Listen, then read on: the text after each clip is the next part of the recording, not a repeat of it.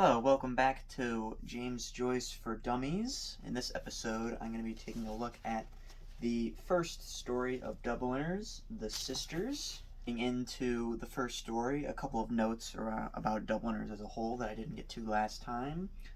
The first three stories are all in first person and all follow a unnamed child narrator. So what that does is kind of put the I'll get to what that does later when I'm talking about the story. But irregardless, the story is no different. It follows an unnamed narrator.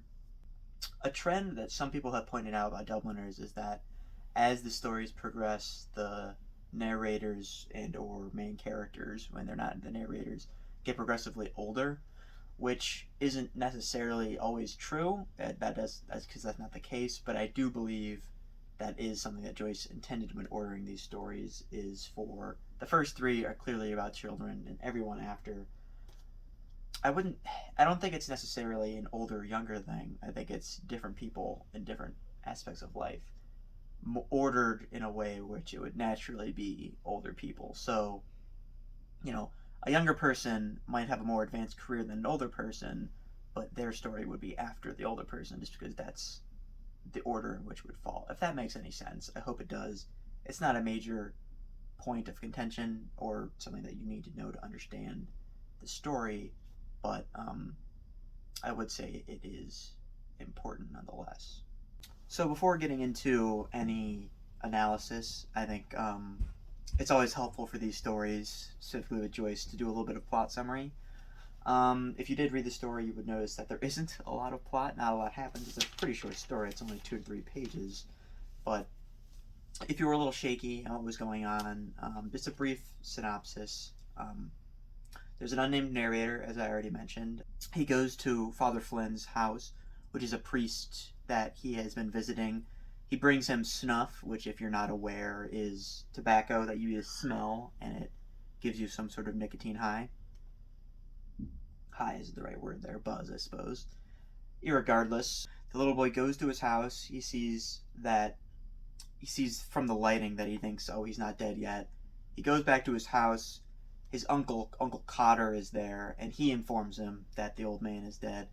They get into not so much of an argument as it's more of a discussion on how the uncle doesn't necessarily fully approve of the boy, I'll just call him the boy for the remainder of the video, the boy's relationship with Father Flynn. He believed he should have been out and about, running around, doing whatever. He's kind of somewhat of an anti-education figure within the story. Irregardless, that happens, and we flash forward maybe a day. Time is kind of all over the place because it's through the eyes of a child. So the next day, he goes to Father Flynn's house with his aunt, and he meets one of Father Flynn's sisters there, and they pray around his corpse. And then afterwards, they have crackers and sherry, and the story ends with them discussing Father Flynn, and the discussion kind of goes closer and closer to kind of an embarrassing conclusion, where they start out very reverent of him, saying, oh, he's a great man, so on and so forth. Then by the end of it, they're like, well, he kind of went a little wonky in the end, which is just some sort of mental illness. Essentially, they're gossiping about him by the end of the story. And then the story cuts off, rather famously. It cuts off in the middle of a sentence, ... And famously, a lot of people thought that it was an unfinished story, which I could understand after reading it for the first time why you would think that. But it's certainly intentional, and I'll get to that in my analysis portion. Right, so I think how I'm going to try to start off all of these analysis portions of these stories is first starting with the absolute beginning of the story, which is, of course, its title. Because what you're going to figure out about Joyce very quickly by reading all of his works is that he is perhaps the most intentional writer ever.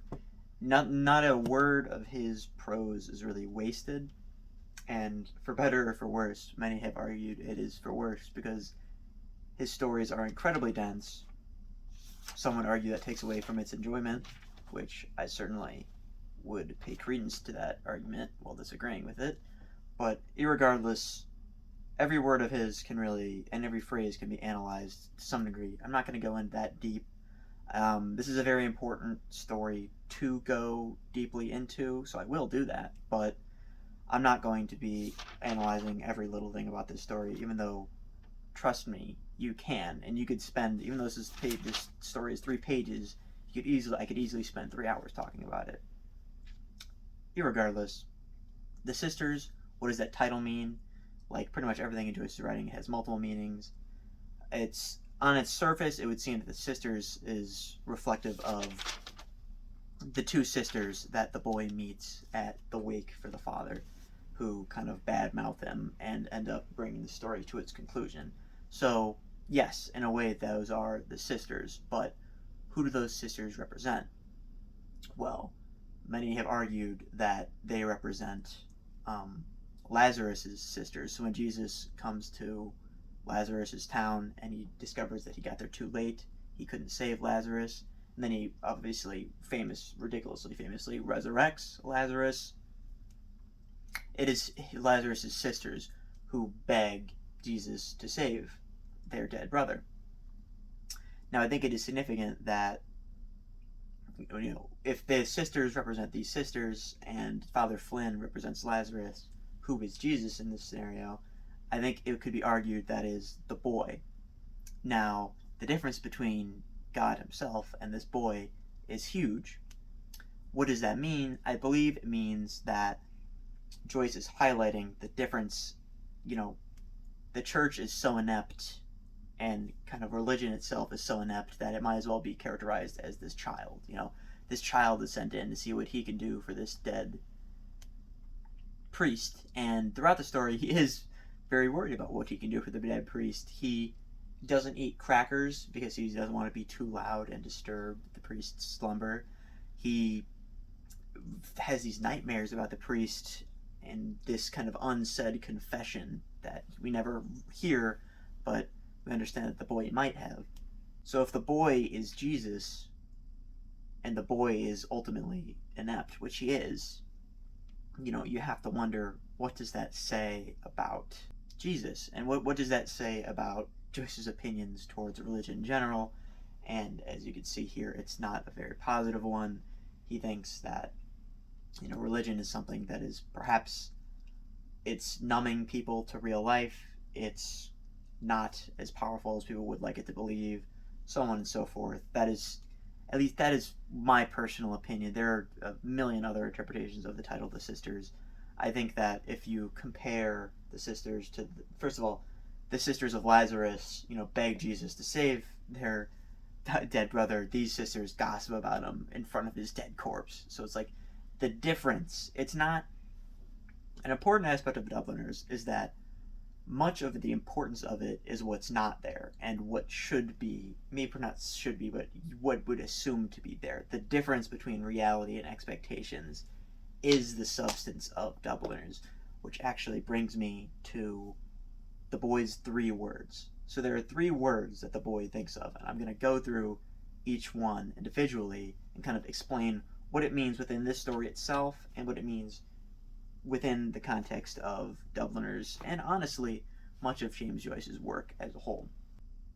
That first word, which in particular has much to do with the Dubliners, is paralysis. All these words are in the first paragraph, by the way.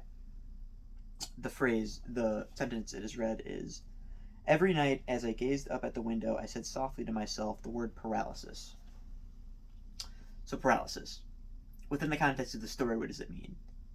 The priest is paralyzed. He has had 3 strokes, he's paralyzed, and he's just unable to move. Within the context of Dubliners, what does it mean? You will see at the end of many of these stories, characters have an epiphany of paralysis.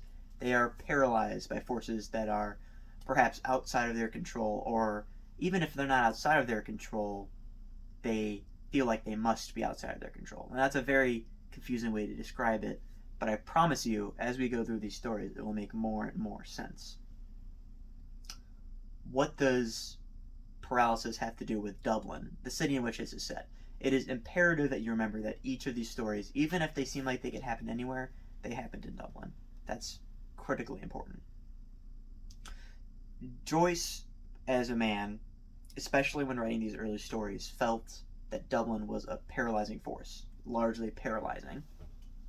He wanted nothing more than to get the hell out of Dublin, you know, go over to Paris, go over to London, go anywhere else, and just that he felt that that's what he needed to do to truly write well and to create art. He felt that in order to create art, he needed to leave Ireland, and that essentially he very much lobbied. It would be extreme for me to say that he lobbied for everybody to leave Ireland, but it would not be extreme for me to say that he detested is not the right word, because he did not detest Ireland. At least at this point, perhaps he did, but he did not hate his homeland, because I think he understood that. I'm getting way ahead of myself. All you need to know for this story is, and these stories as a whole, is that Dublin and Ireland as a whole can be seen as something that paralyzes people from being able to do what they truly want to do. And another thing that is paralyzing is the Catholic Church. It's no mistake that the first story of this collection is about a dead Catholic priest who is paralyzed near the end of his life. It is heavily implied throughout the story that the priest has kind of had a change of faith. He's no longer, he no longer believes. And we see this throughout the story. His tongue is viewed as, kind of resting outside of his mouth, but not fully out of his mouth, which I think represents his confession kind of poking its head out, but never fully emerging. He is never able to fully confess his sin that he no longer believes in God to the boy. He simply, he poses difficult questions to the boy. He says, don't you think this is odd within the church, so on and so forth, like inconsistencies. And when the boy can't answer it, he sort of nods his head, which the boy sees as, oh, he's just reassuring me that everything will end up okay. But I think it's implied, and keep in mind, almost everything in all of these stories is implied. Very little is overtly said. But irregardless, it's implied that he's lost his faith and that he just can't express it. Now, that was a long description of one relatively short word. The other two will be shorter, I promise. They are important, but paralysis is the big one for this entire group of short stories. Second word, gnomon. That is not gnomon as in no man, but gnomon, Gnomon. The sentence it is in, it had always sounded strangely in my ears, like the word gnomon in the Euclid and the word simony, which is the third word, in the Catechism. So gnomon is a complicated word.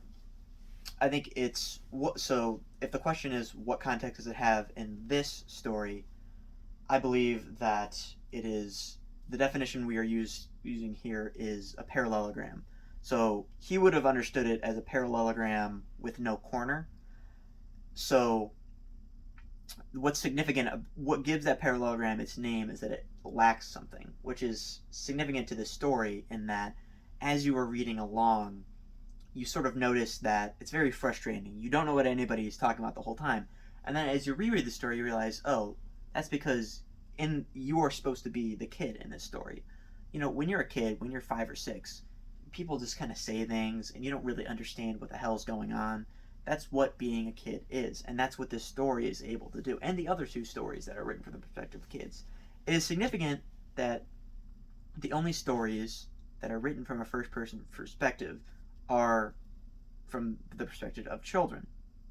That's because, children are focused inward very much, and they're not focusing on the outward world. This unnamed boy very much wants to understand the outward world, but the adults in his life just don't respect him enough, don't give him enough license to do so, so on and so forth. And I wish that's where we would end with gnomon, but the thing is, the word also has several other definitions that, while it's very, very unlikely that the boy would understand it, it's also unlikely that Joyce wouldn't. So what else does a gnomon mean? Well, first of all, it's a riddle, which many of these stories, Joyce loved riddles. He loved putting riddles in his stories, having people try to figure them out, and ultimately realize that there is no answer. For Joyce, the perfect riddle would be one that is completely unanswerable. I feel like I apologize for this, but I feel like I have to divert. There's a famous riddle in Ulysses that Stephen tells. So this is a riddle that Stephen tells in Ulysses. The cock crew, the sky was blue, the bells in heaven were striking 11. Time for this poor soul to go to heaven. So that's the riddle. Now, I am confident that any human being, who has ever lived, could think about that riddle up and down all day long, ask as many possible questions, and they would never get the answer, which is the fox burying his grandmother under a holly bush. Now, lines like that are why people accuse Joyce of being nonsensical, because it makes zero sense. And to a degree, that's the point. Many of the riddles you read in these stories are ultimately unanswerable, but because they're reflective of the time period and of ultimately life. You know, life has great mysteries that human beings don't understand, and that's especially true when you're in the eyes of a child. When you're a kid, nothing makes sense. Things just sort of happen. You don't understand why anybody's doing anything, and things just kind of happen to you. And when you're reading this story, it's frustrating because you're a kid again. Things are just kind of happening around you. You don't really know what's going on. You get little bits of information, but way more information is left in the ether, and you just have no clue what's going on. And so that's why a lot of people don't stick with these stories, because they are frustrating. I understand why. But when you reread them and you realize what they're doing is amazing. It's putting any adult or any person in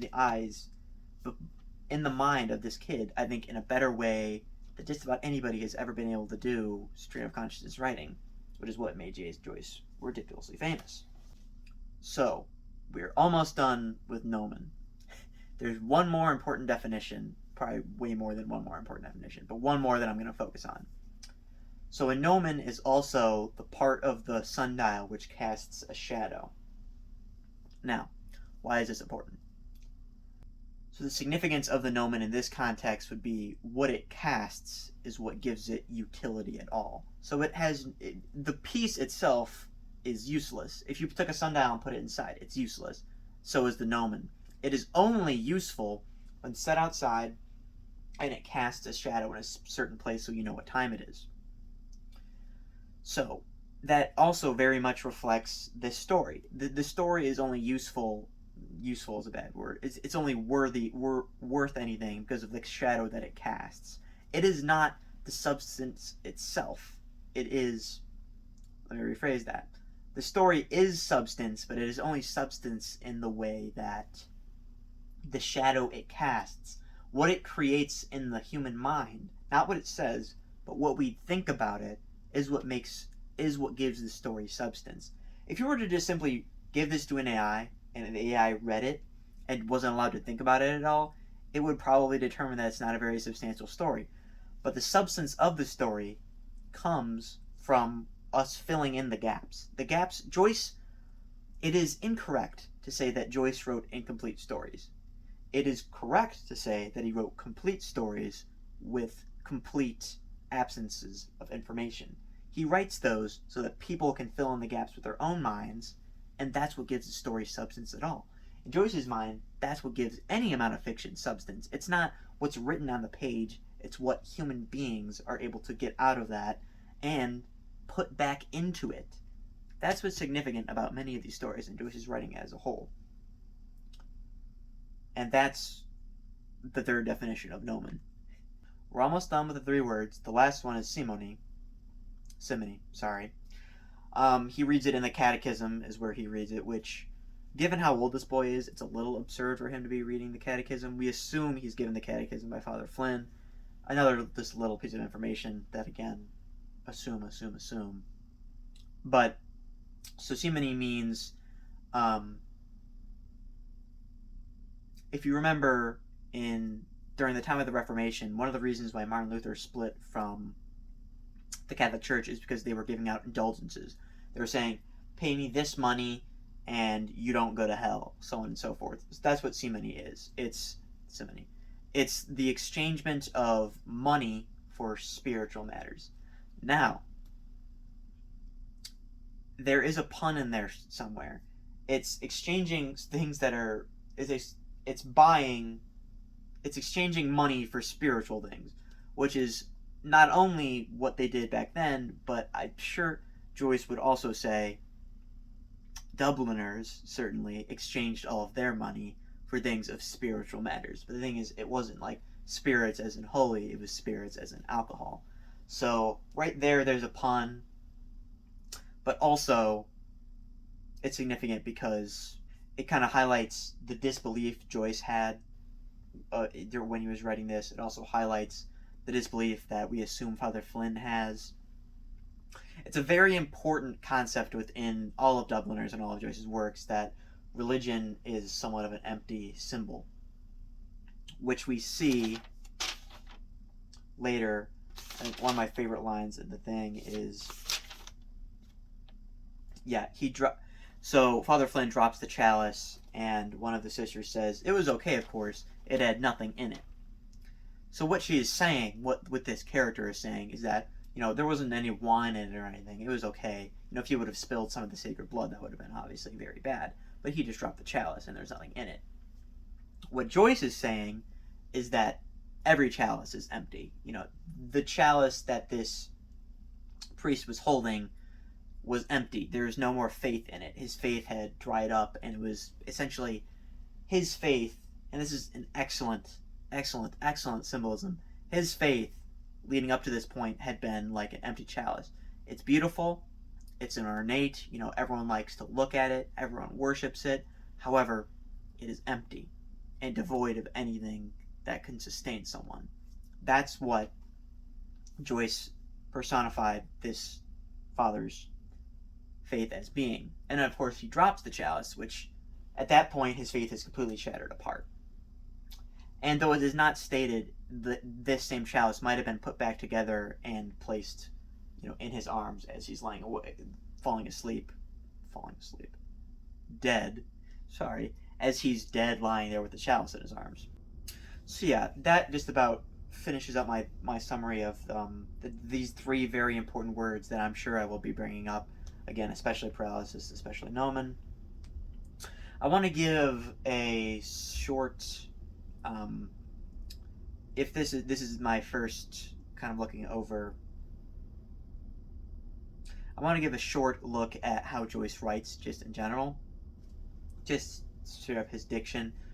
If you're reading this for the first time, you'll likely notice that these thoughts aren't really that of a small child. We are never given the age of the kid. I think we can assume he's probably around 8 to 10, just based off of how he is treated in general. But he has thoughts in his mind like, tiresome old fool. And I think it's very interesting. It's very abrupt, right?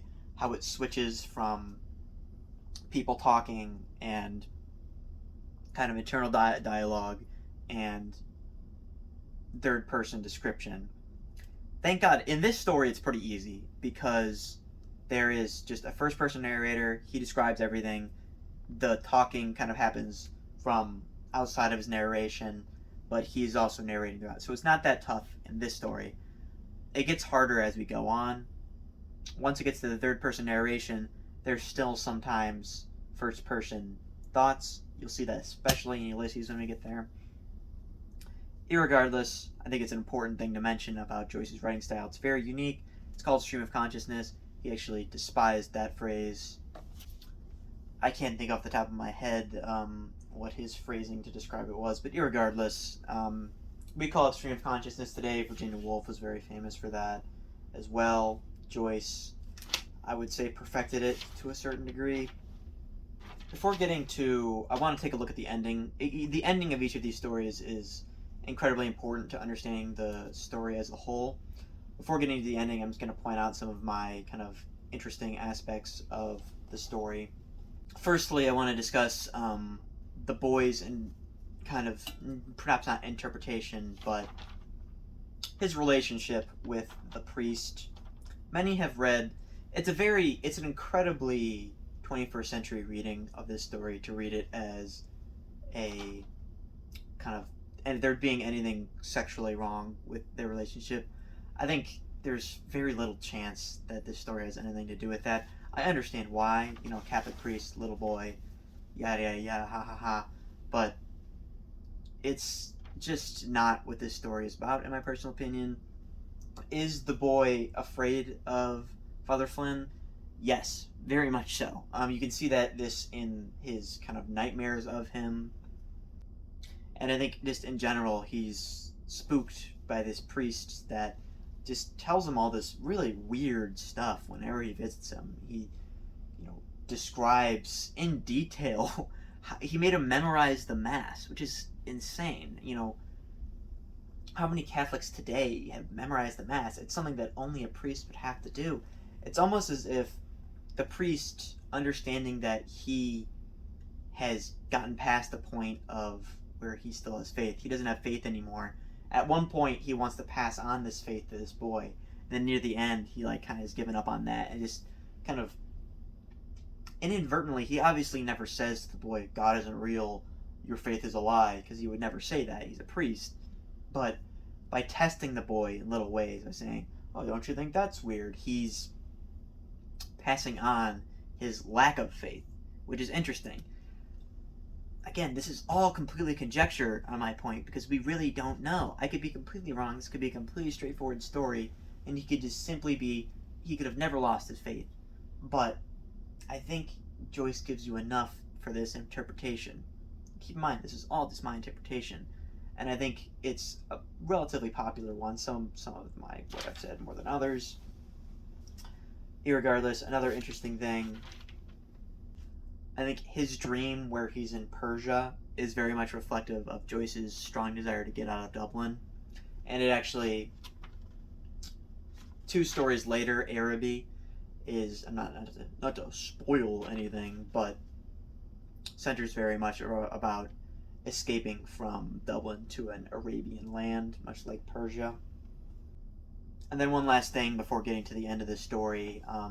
As I mentioned earlier, they have sherry and crackers. Sherry, not cherry. Sherry, wine, and crackers when they're visiting Father Flynn's house. Which is, they're literally having a sort of wine and, bread. They're just not drinking the typical wine and bread that you have in a Catholic Mass. If you're unaware, for communion, Catholics eat wafers and drink wine, and that's supposed to be the body and blood of Jesus Christ. They're having a sort of, corrupted is the wrong word for it, but kind of rude interpretation of the Catholic rites when they're eating their sherry and crackers. I think it's significant that the boy refuses the crackers at first. He's not willing to eat from these 2 things is to move fully past faith and past the memories of Father Flynn. But after a little bit of the sisters bad-mouthing Father Flynn, he goes up and tries the sherry. He takes a sip. So he's kind of moving past that in that way. Very complicated. That's not a popular interpretation of it. Take it as you will. That's what I think it is. Regardless, it's a very interesting symbolism. So, the ending of the story. It baffles readers, which is understandable because it baffled me quite a bit. I already mentioned what was actually happening. The sisters and the aunts were bad-mouthing Father Flynn. Now, what does this represent, this ending? Now, you'll notice that the boy is almost completely taken out of the narrative. Even though it is his first-person narration, he does essentially nothing. I believe his last action in the story is him getting up. Yeah, he approaches the table and tastes the sherry, and then returns quietly to my chair in the corner. Again, remember I referenced earlier the gnomon. It is a parallelogram without a corner, and now, of course, the boy is going back to his corner, and corner is mentioned earlier in the story as well.